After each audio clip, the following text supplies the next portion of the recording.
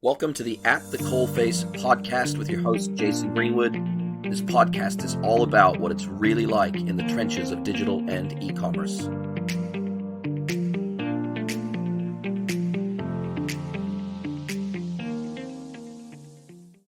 Hello, everybody, and welcome to another episode of the At the Coalface podcast. I have a really great guest here for you today to introduce you to. I've got Eugene Yao from eVouch, based actually in Auckland, in the same city that I'm based in. So it's awesome to have you with me today, Eugene. Thanks for joining me. Good to be here. Man, you've got a pretty cool, you're young, at least you look super young. You look a lot younger than me. I'm a bit jealous, to be honest. I wish I'd have got started in some of the things that I'm doing in my career now. I wish I'd have got started. I guess that's probably if I had one regret, it would be, man, I wish I'd have started when I was way younger, particularly in this career. But you've already done some amazing things. Before we get into eVouch, you were a co-founder of Respondly, which is an intelligent chatbot platform. You've been a product experience consultant in your short, young career, and now you're running eVouch. Yeah, no, first off, you don't actually look that old. Oh, wow. Thank you. I'll take that as a compliment. Yeah, my career started when before I started my startup career, I was in the filming industry, which I did not put on my LinkedIn. So I got into acting for probably, I think, 3 years. And then after I finished acting, I went into computer science in Auckland Uni. I fell in love with doing a bit of comp-sci, and then after my comp-sci degree at Auckland Uni, I got into Respondly, which is an intelligent chatbot. It's like a Google for your website, so it's for tradies, for realty agents, and worked my way up to become co-founder, realized it's not the gig for me, and started my own business. And you actually, you also had a really big pivot that you had to navigate as well when you first started eVouch, because as I understand it, eVouch was actually a restaurant marketplace app initially. So when you founded that in 2019, and then in 2021, you actually pivoted it to what it is now, which is effectively really turning your shoppers into not only fans, but fanatics, really. Yeah. So I'll tell you a little bit about how that journey began. So this was, I think, 2019. I was at a cafe with my sister. I ordered the Eggs Benedict. When Eggs Benedict, they look amazing. They put those flowers on top of things. And then I took a photo of it, shared it on my Instagram story to show my friends how beautiful it was. And my mate actually came to that cafe 30 minutes after I posted. So to me, I was like, hey, wait, I just made a sale for this cafe. Why can't I replicate this? So my background is in software development, and I decided to build a marketplace app to get users discounts to restaurant in exchange for promoting the restaurant on Instagram store and on their Instagram story. So we grew to 150 restaurants and over 10,000 users. But you know what happened in 2020? COVID-19 hit, and I think we went into 3 lockdowns in 2020. That dropped our revenue down to 0 because restaurants had to close. And in 2021, that's when we started our pivot. Wow, exciting times. And look, that's such an interesting thing about the restaurant piece. And I know that's obviously not what you're doing now, but it's so funny that you mention how that Instagram thing drove business for that cafe, because I was in the Lucky 8 restaurant the other day. It's actually an Asian fusion restaurant in Auckland. Very cool restaurant, very cool vibe, live DJ, super cool. My wife is Asian and she loves Asian food, obviously, as do I. And so we rocked up in there and we had some food, but they had a table tent where we were sitting, and basically they said, hey, get a free drink on us if you a picture of your experience here to Instagram. So basically I posted to Instagram, I showed them the post on my Instagram, and they gave me a free drink over the bar. But definitely there is, I think, on their own accord, even without an app, that a lot of businesses are going down this route of trying to leverage these micro influencers. I don't even consider myself an influencer, but I have an audience, i.e. my friends circle on Instagram, and they want to tap into that. They want to tap into that circle, and they want to incentivize people to be very active on social with great imagery of a great location. Yeah, I realize that's not what you do now, but I totally understand how that when you first started, it totally makes sense to try to figure out how to tap into that viral effect. Yeah, especially with the Lucky 8 example. If you, for example, delete the post after, they wouldn't know. So what we did is we make sure that we track the results, how many people you reach, make sure you don't delete the post before you get rewarded. Love it. Absolutely love it. Then you had to go through one of the hardest things that a founder has to go through, which is a radical pivot. And you dealt with the market as it was. You said, look, we're probably going to come back from COVID at some point, but don't know when or if that's going to happen in the same way that we had life before COVID. Is life after COVID going to be exactly the same? Probably not. So let's pivot. Let's do something else. I'm a software engineer. I can create new things. I can do it myself because I know what I'm doing. And then you built out eVouch. And judging by now I've never installed eVouch and I haven't used it myself, so I can't say exactly what the customer experience is like or what even the admin experience is like. But you guys are a Shopify app. You're in the App Store. You won the Shopify, or you were a featured app in the Shopify App Challenge in 2021, and you bill yourself as the tool to turn shoppers into influencers. It's a Shopify exclusive word of mouth tool that drives growth by getting your customers posting 10 times more Instagram stories. eVouch gets your brand in front of friends and family. So effectively, similar to that restaurant example, you're now expanding that concept to any brand operating in any vertical that happens to run Shopify. Yes, this was back to our 2021 pivot. There was a fourth lockdown in Auckland. Restaurants all closed down, and me and my co-founders were like, okay, what should we do? At that time, there was one massive issue that came across e-commerce, which is the iOS privacy changes drove customer acquisition up immensely.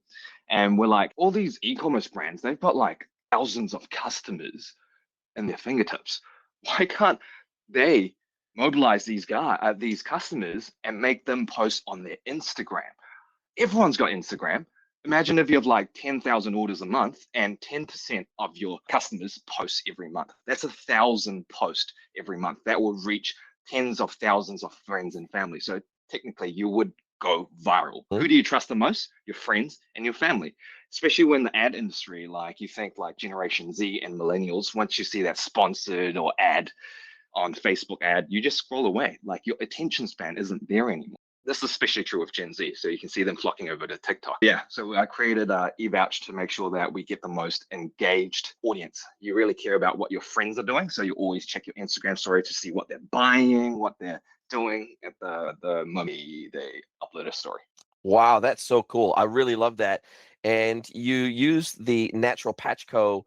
as one of your early adopter beta examples on your website. They were in beta for 1 month, 5 minutes spent to set up the app, 200 customers posting to their Instagram stories, 15,000 friends and family reached through eVouch in that time. That's a pretty stunning proof of concept, isn't it? Yeah, and we're slowly still trying to increase our post rate as we go. We've launched properly for half a year now, but I reckon that 200 posts can go to 1,000 by a few months as well.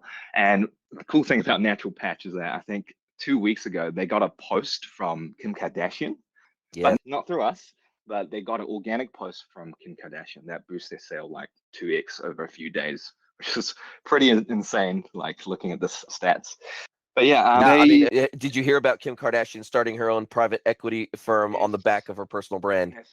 Yes, that's actually genius. Like with her influence and her like network, investing into brands, like just saying one quick word about the brand can easily go viral with what type of audience. It's crazy, isn't it? Yeah, absolutely. The micro influencer and the macro influencer in her case, the global influencer in her case, the ability to drive traffic at scale at low or no cost is really the holy grail, particularly of pure play e-commerce brands. It's really the holy grail, isn't it? And what I love about your platform is it doesn't rely on spending money on acquisition outside of your existing customer base. Sure, you're giving them an incentive to do, but at the end of the day, it's a heck of a lot less expensive to work with an engaged existing customer base than it is to continually pay Meta through Facebook and Instagram and pay Google and pay TikTok for ads running on their platforms when you're actually pitching in most cases to a cold audience in those environments. And really you're only capturing demand that's at the very bottom of the funnel. And it's very expensive to do that. And you have to keep paying over and over again. So even if you're sending those platforms a cohort to create a lookalike audience from, you're still relying on their targeting capability to get your ads in front of the right audience. Whereas for you, you're like, hey, these customers have already transacted with these brands. So they, by definition, already know what the customer and brand experience is like. And if they enjoy that, which is always the goal, then why wouldn't we want to incentivize them sharing it with family and friends via their own social networks? No matter how small or large that social network is, as you say, there's automatic credibility built into that network because it's largely composed of friends and family. Yeah, and especially if you're running ads and all these different types of top of the funnel acquisition, we're on the post-purchase page. We're trying to squeeze all the value possible out of every customer that you get through Facebook or Google or TikTok to say that, hey, once they purchase, hey, get them to upload an image. And then if they upload an image, it can go to hundreds or 200 friends and they could potentially purchase as well. So it's squeezing the value out of every customer that really purchases your brand. Wow. And now, how does this work with, presumably, this has an integration with Instagram and it's also got an integration with Shopify. But from a technical perspective, can your platform or will your platform in the future be able to track those posts across Facebook, across TikTok, across other platforms other than Instagram? Or does it do so already? So at the moment, we want to focus on Instagram. We'll call ourselves like a social media sharing platform and supercharge social media sharing. Our main focus at the moment is on Instagram stories because that's what everyone has right now to share to their friends. But next it could be, if you've heard of the new app, Be Real, that recently caught on fire. Yeah, we could tap into Be Real. Mostly we don't want to tap into TikTok because that's more on the influencer side of things. We want to make sure that we tap into the customer's personal network, which is friends and family. So you see TikTok, probably 1 in 1,000 orders probably have a TikTok account and they're willing to share. But probably 900 to 800 out of 1,000 people have an Instagram story that they can start sharing to their friends and family. Absolutely, totally agree. But it's funny with these platforms copying each other, and it was always historically it's been Meta copying everybody else. But now TikTok is apparently going to copy Be Real, and they're going to bring in those prompts so that they will request that their users random times throughout the day to take a front and back selfie and post that to TikTok. And I don't know if you've noticed, but just recently, TikTok has elevated a new friends tab at the bottom of TikTok. It's not the default home, the For You page. It's not the default homepage, but there's actually a separate tab that when your connections, people that you follow, post, it will show up as a notification on the friends tab at the bottom of the app so that you are drawn to click on the friends tab and all your curated feed is posts from people that you follow in your network. And so they are definitely, I feel like TikTok is definitely taking some pages as they've already maxed out, I think, to a degree, the awareness around their automated feed, their automated interest-based feed, where they effectively show you what you're interested in. But now they're trying to copy the best elements of some of these other apps and weave them in to the TikTok experience. So it'll be because you're mastering the Instagram experience, and that's based on that tight network of friends and family. It feels like TikTok's starting to go down that path with the friends tab as well. So who knows? You maybe don't count TikTok out yet because it feels like they're headed in. They want to go after Instagram, I think, even harder moving forward. Yeah, if they do tap into friends and family and everyone is on it, sharing like Instagram stories or what do you call it, TikTok stories, and it does make sense for eVouch to tap into that because our essence is just helping brands reach their customers' personal network, friends and family. Wow, that's amazing, man. I absolutely love this idea. Do you guys was there anybody else in the market that is even remotely that you would consider a competitor to you? Or do you have this entire space to yourself? In terms of Instagram stories, customers posting on Instagram stories, I reckon we are probably the top one. But in terms of the post-purchase page sharing, for example, we have apps like, for example, Bounty. They do TikTok. They're quite new as well. There's a bunch of other post-purchase apps out there that are taking over as well. But we mainly focus on the customers, friends, and family, whereas other people focus on more the creators economy, the influencer economy. We just focus more on customer marketing. Love this. And so from a customer experience perspective and process for me, so I've shopped on a Shopify store, I've completed my purchase, I land on the success page. When your experience pops up, what is the first thing that I'm greeted with experientially? And what do I have to do to get into this program to where I'm connected to this eVouch system and also to the Shopify store that I've purchased on, do I actually have to put in the handle of my Instagram account, or what is the actual process to get into this program? Yeah, if you purchase a product on a Shopify site, you land on the thank you page. And there we have a widget that says, hey, would you like 20% off your next purchase? And then if you do, type in your Instagram and post this Instagram story. So the interesting thing about us is that we're not your typical pick up your phone, take a photo of your product when you get it. We decrease the friction by getting brands to upload an Instagram story for customers to post. And how that works is after you type in the Instagram handle at the post purchase page, an image will pop up and it will say, hey, save this image and post this by tagging the brand and you'll get rewarded. So we decrease the friction by getting the brands to actually upload a image. So this image could be, for example, Black Friday's coming up, amazing Black Friday sale poster, and then all your friends would start, all your customers would start posting about. So that's the magic of what eVouch is doing right now, which is decrease the friction for customers to post an Instagram story. If you think about the typical process of getting an Instagram story, what do people do? They put like a card inside their package. They email them, hey, please post an Instagram story. But that's only when they get the order, then they would post. We try to get them to post an Instagram story straight after they purchase a product. Oh, I love this concept. And the cool thing about this is that instead of publicizing what they bought, or instead of trying to get them to create a sexy shot of an image with them holding the product or something like that, or holding up a QR code or something like that, you really are leveraging the opportunity to distribute almost on a campaign-like basis. Okay, we want to run this campaign for a period of time. We're going to leverage our customers just after they've purchased through us to effectively advertise this campaign on our behalf. So we're going to provide them the creative. All they got to do is download it. We're going to provide them a super easy in the moment while they're already thinking about us, while they've basically just spent money with us. We're going to give them the collateral in the moment. They're probably already on their phone anyway, because they probably just bought through us on their phone anyway. They can save it to their phone's camera reel, and then they can immediately create the post. They can immediately create the story. They can tag the brand. So I guess at that point, you will know that you will detect the linkage via API with Instagram. You will detect the fact that this handle, which they have registered with you through that checkout page, that this handle has created a story, that they've tagged the brand, and obviously that image, they usually won't have created an image on their own. They'll just use the collateral that you've provided to them right then and there.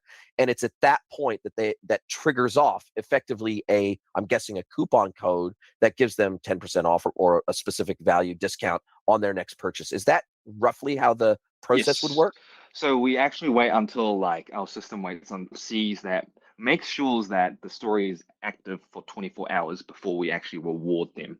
If they delete the post for an hour, for example, they post it, they delete it, well, they don't get the they don't get the discount, they don't get the reward. So after they've actually done through the whole process, we email them the discount code. So it's totally hands off for merchants, for brands. So we make it super easy. They just set it up on our dashboard for 5 minutes, and then we take over the rest. And is it always so the brand presumably has total control over the value of the incentive, so they can make it a fixed Yeah. a fixed dollar amount, they can make it a percentage, whatever. And then I'm guessing, does your app actually create the coupon code in Shopify that you then send to the customer as well? Yes, we do create the coupon code, and discount is the first incentive that we're starting off with. We've just launched for half a year. We're discovering new incentives. I think I can talk about this one. Yeah, so a new incentive that we might be coming up with is carbon offsetting. Yep. So meaning that on the post-purchase page, we'll just be like, hey, post an Instagram story and we'll plant 5 trees. So Wow.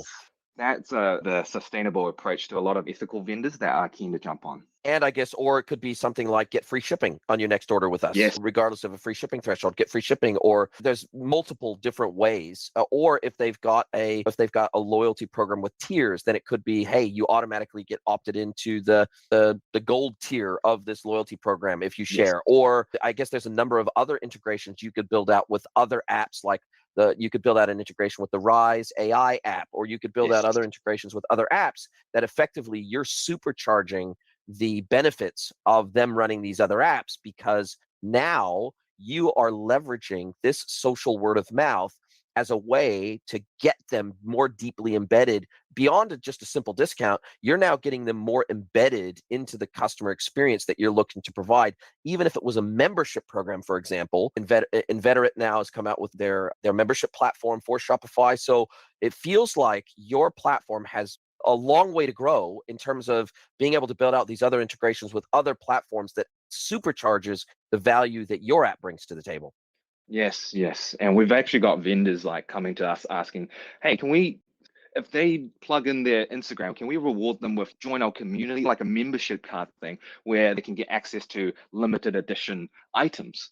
So that's also another interesting take as well. Or it could be, hey, we'll send them an NFT in an Yes. automated way, and then that opts them into a special program where they get special benefits of holding this NFT. So it feels like this is just almost the gateway drug to getting your customers into a more fully engaged experience. Plus, it also deals with, and I guess, shortcuts the challenge that most brands have around getting customers to make at least a second purchase with them. So Yes. something like 80 to 90% of customers will never buy from a online store a second time. So it gets them past that all important second hurdle of at least making a second purchase. And we know from experience and data that once they make that second purchase, by definition, that automatically makes them a whole hell of a lot more sticky than if they've only ever made one purchase. Yes. At the moment, we're doing discounts. So we see a lot of those discount coupons getting used day by day. Absolutely love it. This is a really cool platform. It's a really cool idea. I really like the fact that this, instead of effectively relying on this pay to play experience with performance marketing, really you're saying, hey, everybody's an influencer to some degree.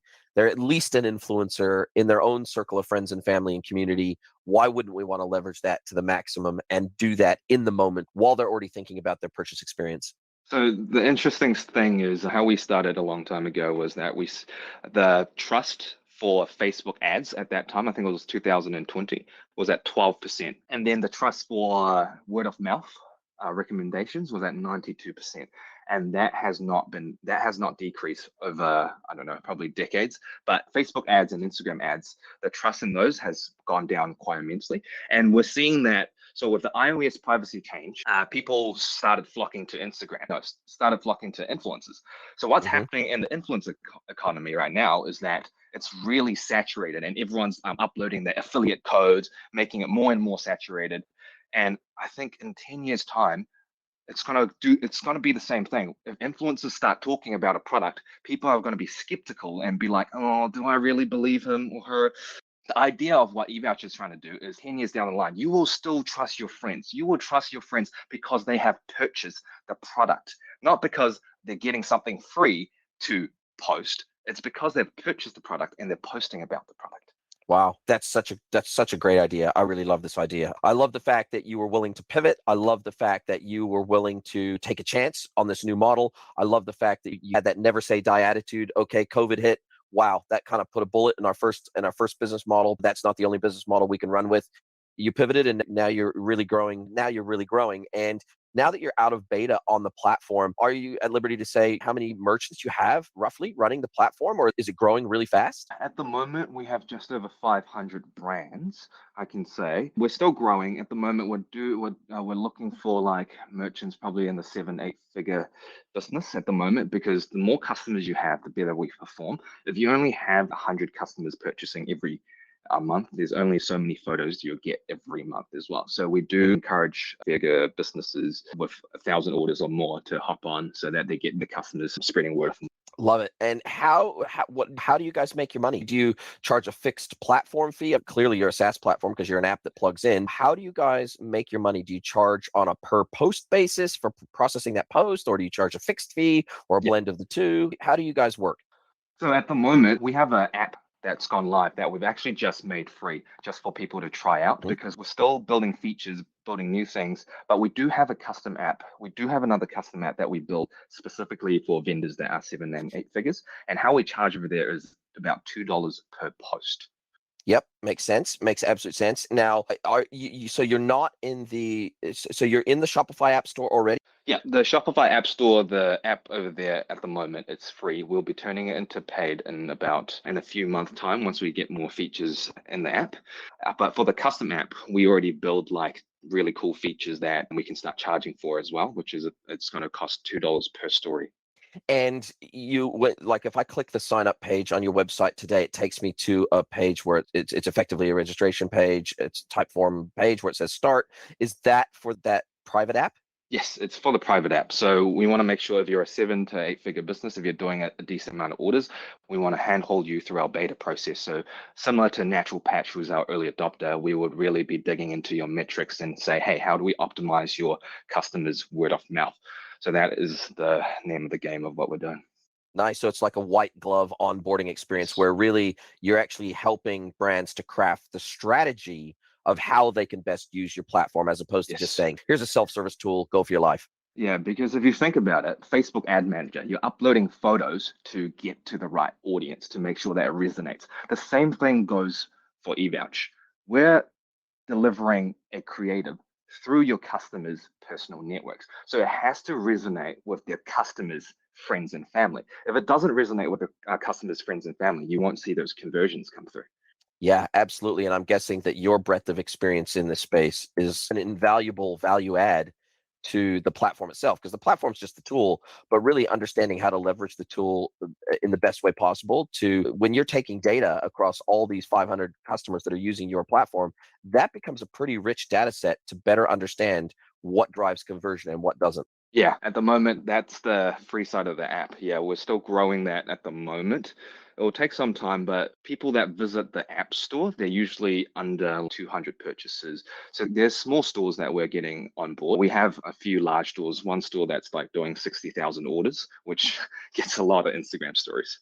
And I'm guessing that eventually what you can do once you've got enough brands using your app of all sizes, then you can maybe create a superstar all-star gallery of the creative that performs the best from a conversion perspective. You can start capturing that data and resurfacing that back to brands either on a paid or free basis as part of the app. So that it's almost like the when we think of Klaviyo, they've got a gallery of campaigns that have worked really well for brands so that you can effectively use that as almost like a template to build out your campaigns from.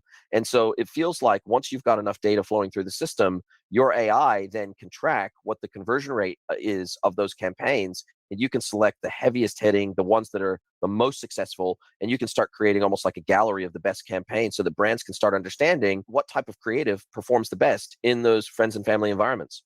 Yes, funny you touched on that. We, on the custom app side of things for the bigger side, the bigger businesses, we do have an attribution software. So we're slowly building that out. We're slowly building that out. At the moment, it's a little weak, but over time, we're going to improve on it and make it more accurate. And we'll be able to attribute Instagram stories without referral codes or any sort of UTM source codes. Love it, man. In this age of attribution going away, the cookie apocalypse, and with the iOS changes, this ability for brands to actually track the performance of campaigns run through your platform becomes like an essential value add. It becomes a really compelling value add from my perspective. Is there anything else that you realize you're in heavy product development mode? You're still a startup, so let's just say you're going to rapidly evolve over the next couple of years, no doubt.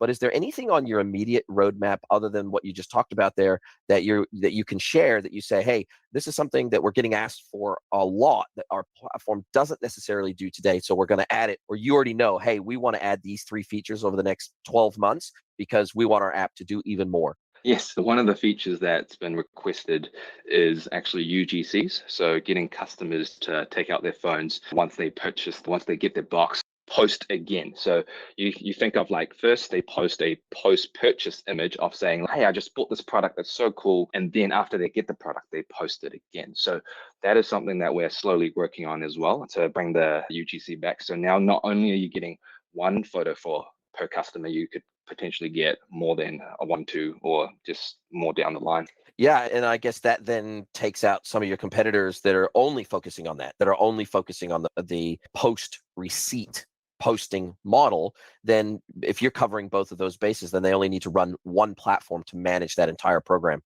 Yeah, our metric for success is really just reaching more friends and family. So whatever feature that we ship out, our primary goal is to help brands reach more audience, and we know that audience is going to be the most engaged out of all the other audience that you can attract through Facebook or TikTok, because those audiences are, the trust in those audience are quite low, whereas the trust in family and friends are at 92%. So the more customers, the more audience that sees the brand through eVouch, the more likely that they will convert. And I guess the other feature that you could look to add is to make it easier for them to build out these campaigns and to build out the creative. They could create a sort of almost like a generic campaign creative that has room on that creative for the products that the customer bought to be listed. But because you know what they actually ordered on that final order success screen, you could dynamically layer on the product images as like little tiny thumbnails on that blanket creative, that blank canvas that they've created for a campaign. If they create one that's designed really to showcase what that person has actually purchased, you could make that more seamless by automatically overlaying the thumbnail images of the products the customers purchased on that master creative that then the person downloads, and it's almost like personalized and customized to exactly what they've purchased. Yeah, Jason, you got that really right. Like, we've got customers that asked us, hey, we've got like over 100 products and we want every product to be unique to their post. So yeah, we do have merchants that ask for that feature to make it dynamic. Wow. So it sounds like you've got a never-ending product development roadmap, and you've now got enough customers that you're actually getting that qualitative feedback back from them in terms of you can be very much a product-led, you can become a product-led platform, Yeah. and really a customer-led platform in terms of your roadmap. So look, congratulations. So you've got this free platform today for effectively the beta in the App Store. You're going to convert that into a paid platform shortly. You've got the paid opportunity, the private app for the high net revenue brands that you can work with. And it's really exciting. When do you think that, so you said that within about 2 months, you think you'll be converting that quote unquote free app in Shopify to a paid platform. So at that point, I'm guessing it's going to supercharge your revenue. Yes, at the moment it's probably not 2 months. It just depends on our features and how much we develop as well. So that the free app on the Shopify App Store, those features are going to stay there for a few months. And then on the custom app, that's when we start like building things. So if there's 7 or 8 figure brands that want certain types of features, we'll go ahead and build that. And until we've really get that product love, then we're going to convert the free app into a paid app. Love it. How big is your team, man? Because obviously you're an engineer, you're a software engineer, and I'm guessing you're doing a heck of a lot of the coding yourself. But how big is your team? So we have we have 3 co-founders and 1 employee. So a team of 4, actually nearly going to be 5 soon. Very exciting. And I'm guessing that your co-founders are also technical co-founders. And do they No. help with the coding? Oh, they're not. You're building this completely yourself from an engineering perspective. I've built the product for about just over half a year, and then we actually closed our pre-seed round a few months ago. So when we closed that pre-seed round, we managed to hire a senior engineer. So he's helping us develop at the moment. And my other 2 co-founders, one specialized in sales and marketing, and the other one is product. Fantastic, man. Wow. I love this. I love the fact that you're based in Auckland. I love the fact that you're based in New Zealand. I love that you're young and scrappy and really making waves in the space. Absolutely love everything about this. Congratulations on raising the pre-seed round. I wish you absolutely every success. I think you're onto something here. And I really like where you're heading with this. You're filling a massive market need for this type of service. So good on you, man. Now, as we come down to the end of our time together, this is where I turn the microphone over to you. I flip the script. I let you ask me one question, any question you like. So over to Eugene Yao of eVouch. What's your question for me today? Knowing that customer acquisition costs will keep going up, what do you think in the D2C world? What do you think the new Facebook is going to be? What do I think the new Facebook is going to So be? you need like how Facebook was driving most of the D2C marketing. Yep, So absolutely. who's going to be the next player, and who's going to be the next player in this industry? Yeah, look, I think at least for the time being, it's got to be TikTok. And the reason why I say that is because the thing that made Facebook so attractive to brands in the very, very beginning was the insane level of organic reach for free. And that was why Facebook really exploded from a brand and business scene when they did, it was because you could reach basically anybody that followed you, you could reach. You had well over 90% reach with your organic posts as a brand for all the people that followed you. And then, of course, they dropped that down to sub 2%, and then it was pay to play pretty much everywhere. And we saw that same thing with Instagram, in excess of 90% organic reach initially, and now it's sub 5% for most brands, sub 2% for a big chunk of brands. So it's largely pay to play on Instagram now too. So every social media platform seems to go through this arc where the initial, when they're trying to build traction in the market, their organic reach is insanely high. And then as they look to monetize brands on the platform and monetize their user data, then they move to a completely pay to play model and kill off all the organic reach. Or the platform gets so noisy that by definition, you're not getting the same amount of organic reach because there's so much more competition in the feed to be seen. And so therefore, a specific user can only see so much content in their feed. And even if there's still high organic reach, you're still fighting for space amongst all those other brands organically. And so I think that TikTok still has massive organic penetration. Yes, they're refining their ad product. Yes, they're pushing their ad product, but it still has insane penetration of organic reach, and it's all interest-based. And so I think that TikTok, Meta has already admitted that they're really struggling against TikTok, and they're trying to make Instagram more like TikTok every single day. And so I really think that TikTok for now is the organic champion in that space. I think LinkedIn, I think a lot of people are sleeping on LinkedIn too. There's tremendous reach on LinkedIn. And I think a lot of retail brands don't think that LinkedIn, and particularly LinkedIn ads, they don't think that LinkedIn as a organic content channel, which LinkedIn still has insane organic reach. I think they don't think that's a great place to spend a lot of time and effort, but I think they're wrong. I've built my entire personal brand on LinkedIn, and there's people from all walks of life, male, female, every demographic you can imagine is on LinkedIn. And so I think that's a seriously untapped channel for a lot of D2C brands. Yeah, and especially TikTok, the Generation Z. This is coming from Chinese TikTok. So I've used Chinese TikTok in 2017. And Yep. then in 2018, we see like majority of the Gen Z Chinese, they actually use TikTok as a search engine. And we're Yes. seeing that now in the worldwide TikTok, that people are actually searching on, hey, what's the top restaurant around me? Well, where should I visit in Thailand? It's becoming more of a search engine. And I think statistics show that about 40 to 50% of Gen Zs are actually searching on TikTok more than Google. And that is an unbelievable stat. I don't know where I found it, but it is there. And every time I tell that to people, they're like, what? No way. That was reaffirmed to me when I started to look for a Shuffles access code, which is the new Pinterest app, the collage app. And what I found was that everybody was saying, just go to TikTok, put in Shuffles app as your search query, and then you'll be able to find people's posts where they've put a post where they've created a Shuffles post in the app. They then upload that to TikTok, and then they put the codes that they have to share in the comments of their TikTok. What you were saying is exactly right. You go to TikTok, you do a search, you start your search on TikTok, you find the content related to that search, you go into the comments, you can find more information. I tell you, TikTok is pretty incredible how the discovery mechanism in TikTok works. So I tend to agree with you. Yeah.